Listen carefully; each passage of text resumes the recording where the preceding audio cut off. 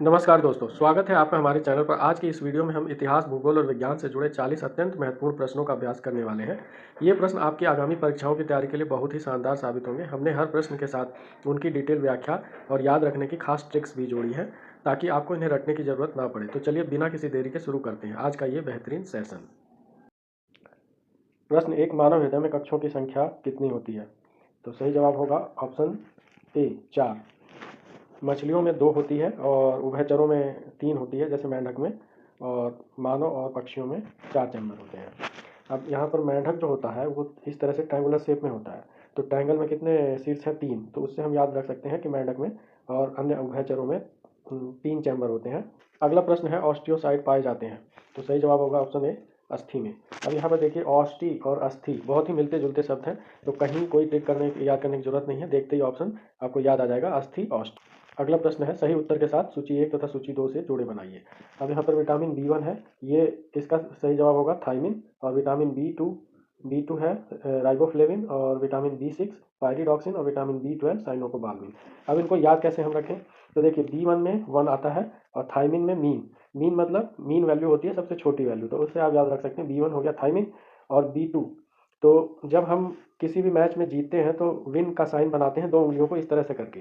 तो यहाँ पर 2 उंगलियां हम इस तरीके से करते हैं वी की शेप में, तो उससे होता है विन का साइन। तो इससे हो गया बी 2 जो है वो है राइबोफ्लेविन। फिर आता है बी 6। तो बी 6 में 6 है और इसमें पायरिडॉक्सिन में डॉक्सी है। तो 6 और डॉक्सी काफ़ी मिलते जुलते शब्द हैं, इससे आप आपस में कनेक्ट करके जोड़ के याद रख सकते हैं। फिर आता है विटामिन बी 12 और साइनोकोबाल्मिन 12। अब 12 साल के जो बच्चे हो जाते हैं तो उन्हें हम बालक कहते हैं, तो इससे याद रख सकते हैं बी 12 हो गया साइनोकोबाल्मिन। और एक फैक्ट और इससे याद रखें, साइनोकोबाल्मिन में आपको कोबाल दिख रहा है, तो उससे आप याद कर सकते हैं कि साइनोकोबाल्मिन में कोबाल्ट होता है, यानी बी 12 के अंदर कोबाल्ट मौजूद होता है। प्रश्न 4, संविधान सभा के चुने हुए स्थायी अध्यक्ष कौन थे? सही जवाब है option C doctor Rajendra Prasad. यहाँ पर भी 2-3 फैक्ट और याद कर लें कि 9 दिसंबर 1946 को पहली बैठक हुई थी संविधान सभा की, और उसमें अस्थायी अध्यक्ष चुने गए थे डॉक्टर सच्चिदानंद सिन्हा। फिर उसी के 2 दिन बाद यानी 11 दिसंबर को दोबारा से बैठक हुई और उसमें स्थायी अध्यक्ष चुन लिए गए राजेंद्र प्रसाद। और बाद में जब 26 जनवरी 1950 को संविधान लागू हुआ तो डॉक्टर राजेंद्र प्रसाद को ही भारत का प्रथम राष्ट्रपति नियुक्त कर दिया गया। इस तरह से आप 3 फैक्ट एक साथ याद रख सकते हैं। भारतीय औद्योगिक विकास बैंक यानी industrial development bank of India IDBI की स्थापना कब की गई थी? ये की गई थी जुलाई 1964 में। इसी से मिलता जुलता एक और संस्था है सिडबी SIDBI, जिसका मुख्यालय लखनऊ में है। अगला प्रश्न, 2 देशों के बीच वस्तु विनिमय एक्सचेंज ऑफ कमोडिटीज को क्या कहते हैं? तो इसे हम कहते हैं द्विपक्षीय व्यापार। ऑप्शन बी सही होगा।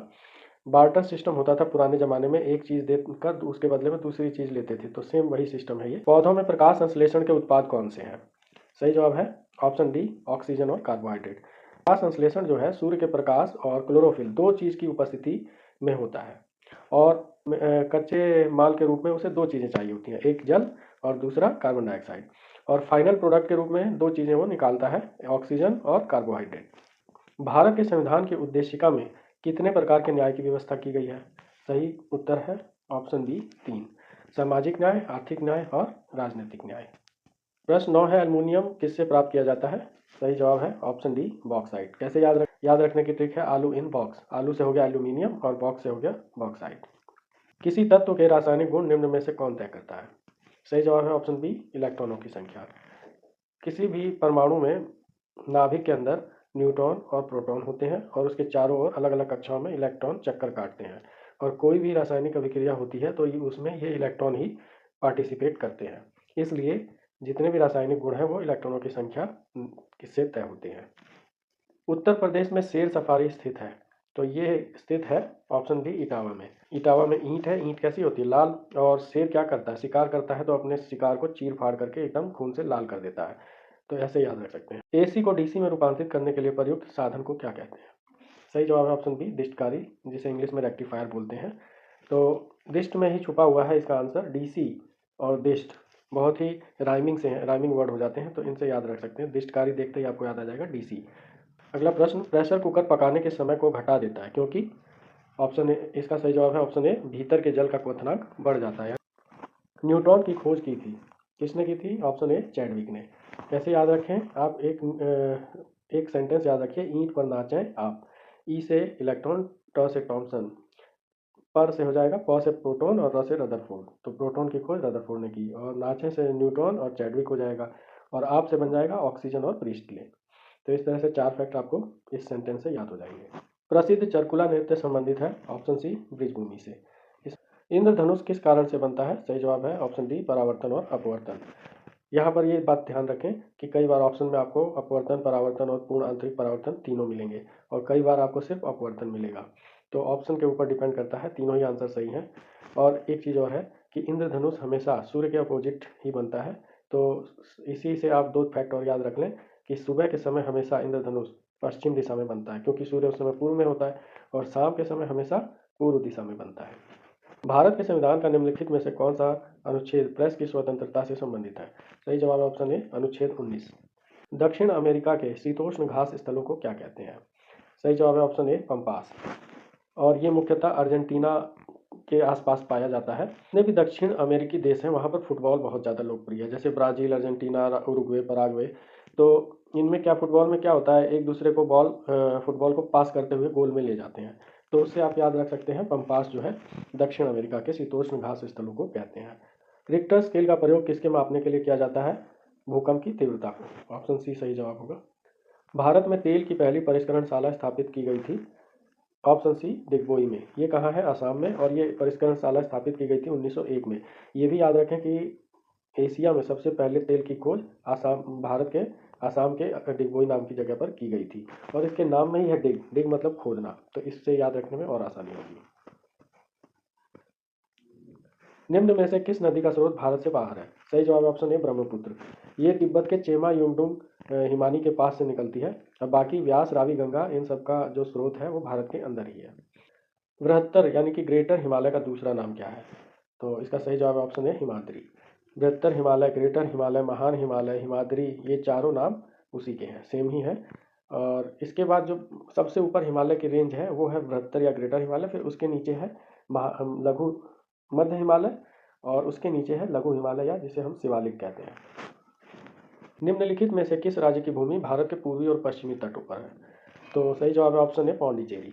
अब यहाँ पर ये ध्यान रखें कि पौंडीचेरी में 4 जिले हैं। ये एक केंद्र शासित प्रदेश है और इसके 4 जिले हैं, और चारों जिले अलग अलग 3 राज्यों में हैं और अलग अलग 2 तटों पर है। कैसे याद रखें? देखिए, एक भारत इस तरीके से हो गया, तो यहाँ पर आंध्र प्रदेश में यनम है, फिर उसके नीचे यहाँ तमिलनाडु वाले एरिया में, इस पूरे एरिया के अंदर इसके 2 जिले हैं, कराईकल और पांडिचेरी। और फिर इस तरफ केरल वाली साइड में माहे है। तो इस तरह से ये 3 राज्यों में है और 2 तटों पर स्थित है, और इसके 4 जिले हैं, याद रखें। भारत के निम्नलिखित तटों में से कौन कृष्णा डेल्टा एवं केप कोमोरिन के मध्य स्थित है? कोरोमंडल, उत्तरी सरकार, मालाबार, कोंकण। सही जवाब है ऑप्शन ए कोरोमंडल तट।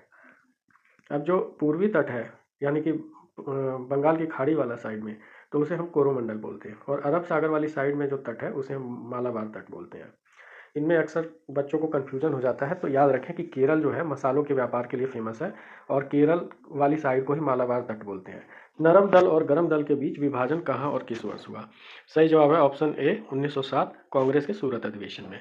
अब इसे याद करने के लिए एक बहुत ही आसान ट्रिक है कि 1907 में कांग्रेस के सूरत अधिवेशन में नरम दल और गरम दल वाले एक दूसरे की सूरत भी नहीं देखना चाहते थे, इसलिए दोनों में फूट पड़ गई। और इस अधिवेशन की अध्यक्षता किसने की थी? वो की थी रास बिहारी घोष ने, जो कि बहुत गरम दल के माने जाते हैं। अच्छा, इसके बाद 1916 में जो कांग्रेस का अधिवेशन हुआ था, जिसकी अध्यक्षता अंबिका चरण मजूमदार ने की थी, तो उसमें एनी बेसेंट और बाल गंगाधर तिलक के प्रयासों से ये दोनों नरम दल और गरम दल मिल गए थे, वापस से इनका मिलन हो गया था। ये दोनों ही फैक्ट बहुत ही इंपॉर्टेंट है, अक्सर एग्जाम में पूछे जाते हैं। निम्नोक्त में से भारत में स्थानीय स्वशासन का अग्रगामी कौन था? सही जवाब है ऑप्शन ए लॉर्ड रिपन। इसे याद रखने के लिए आप ऐसे याद रखें कि कोई भी नया काम हम शुरू करते हैं तो रिबन काटते हैं। तो इस भारत में स्थानीय स्वशासन का एक नया काम शुरू हुआ था, और जिसको लॉर्ड रिपन ने रिबन काट कर शुरू किया। निम्नलिखित में से कौन सा आधिकारिक दस्तावेज भारत से संबंधित है? हरित पत्र, श्वेत पत्र, पीत पुस्तिका, नीली पुस्तिका। सही जवाब है ऑप्शन बी श्वेत पत्र। अगला प्रश्न, मंगल पांडे ने 1857 के विद्रोह की पहली गोली चलाई थी? ऑप्शन ए बैरकपुर में। ये कहाँ है? कैलकाटा में है। 34वीं इन्फेंट्री के सदस्य थे मंगल पांडे, और इन्होंने बैरकपुर में 1857 में विद्रोह की पहली गोली चलाई थी चर्बी वाले कारतूस के विरोध में। भारतीय पुनर्जागरण का पिता किसे कहते हैं? सही जवाब है ऑप्शन सी, राजा राम मोहन राय। अंग्रेजों द्वारा कलकत्ता में निर्मित दुर्ग का नाम क्या है? तो सही जवाब है ऑप्शन सी, फोर्ट विलियम। तो अंग्रेजों ने जो सबसे पहला फोर्ट बनाया था भारत में वो यही था, फोर्ट विलियम।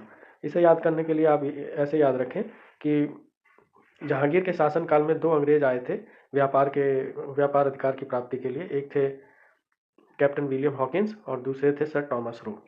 तो वहां से आप याद रख सकते हैं कैप्टन विलियम हॉकिंस के नाम पे फोर्ट विलियम।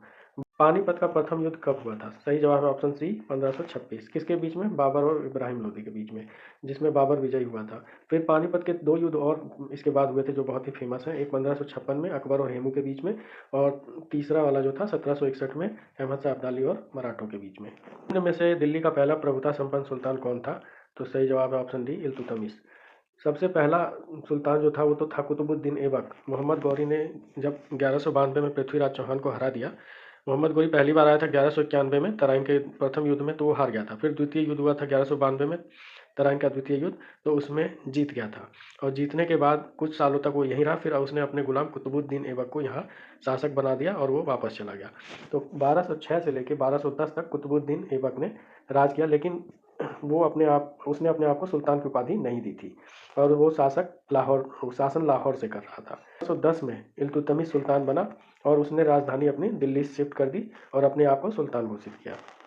तो इसलिए हम पहला प्रभुता संपन्न सुल्तान इल्तुतमिश को मानते हैं। हॉर्न ऑफ अफ्रीका में कौन शामिल नहीं है?